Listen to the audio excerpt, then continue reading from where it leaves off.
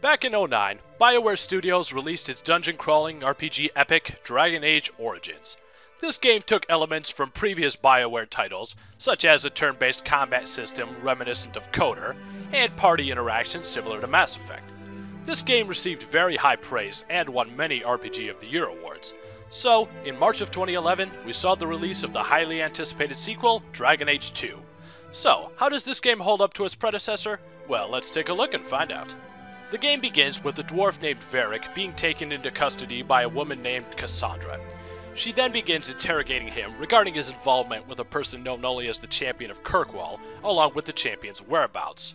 So, Varric eventually gives in and begins to tell the story of the Champion. This is where the game begins. You take on the role of a character named Hawk.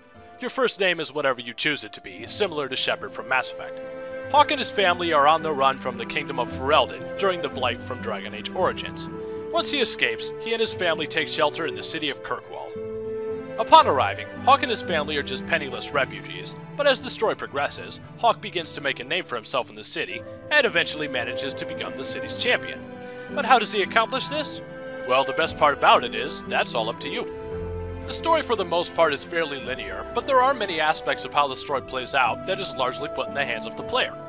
Feel like being nice to mages and telling the oppressive government to fuck off? That will have consequences. Feel like telling elves that you won't help them because you don't feel that they're worth your time? That also has consequences. As you progress through the story, you run into many characters who will join you along your journey. From a former Grey Warden possessed by two spirits, to an elven blood mage, to a dwarven archer. You have the opportunity to have up to 8 companions, or 9 if you have the special DLC which came with the game.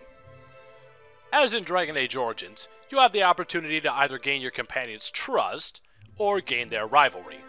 This can be tough to have their trust, however, as many of your companions do not see eye to eye on many subjects, and taking one companion's side may spite another.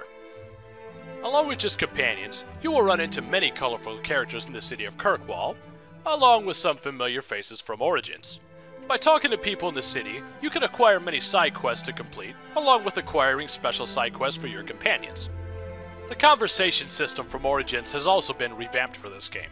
Instead of your responses being limited to just good, evil, or neutral stance, you can choose options from being peaceful, diplomatic, violent, judgmental, joking, or you could have the options that incite violence.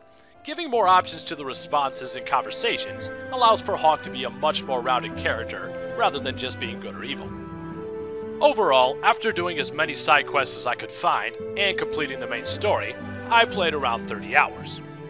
The combat system in this game is set up less like Knights of the Old Republic this time around, and more similarly to Jade Empire, insofar as you are in complete control of the combat. At any time during combat, you can switch to another party member, or you could give them orders via your combat wheel. You could order them to attack a certain target, have them use a specific ability or spell, or have them fall back whenever you please. This is good because you will have a fairly large variety of enemies to deal with this time around. From just normal warriors, to remnant darkspawn, to giant fucking spiders, and of course, dragons. As you or any other character level up, you get to choose where their points are distributed, along with choosing their special attacks, thus allowing you to fine-tune the combat to your liking. The inventory system is largely the same from Origins, save for one very helpful addition. Each item in your inventory is ranked from 1 to 5 stars. 1 star means the item is of little to no use to you, and 5 stars means the item is perfect for you. This ranking varies depending on the character the item is used for. This system makes managing your inventory much easier, as you know which items are worth keeping right off the bat. Now for the reviewing. The graphics in this game are very good. The character models and facial expressions are all very lifelike, and the enemies largely vary in both their appearance and even the weapons they carry. The environments also look good, but I did notice a problem while dungeon crawling.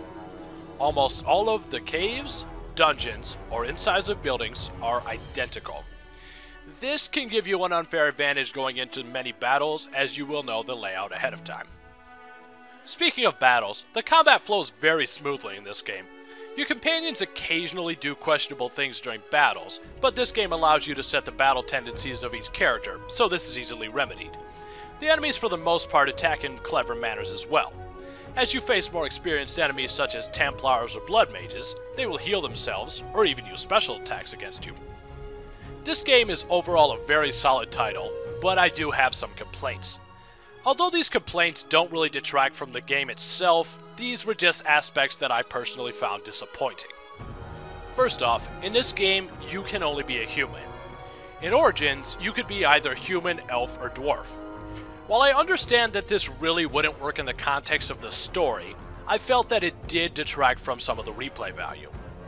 Also, this game takes place almost entirely in one city and the surrounding areas. While the city is fairly large and there are many areas for exploration, I miss being able to travel across an entire kingdom and see highly varied environments. But my nitpicking aside, I would say that this is an excellent game and is definitely worth picking up if you're a fan of RPGs. I had a great time playing this game and I highly look forward to Dragon Age 3. So, until then, this has been E-Dog, gamer, champion, and Dragon Slayer. See you next time.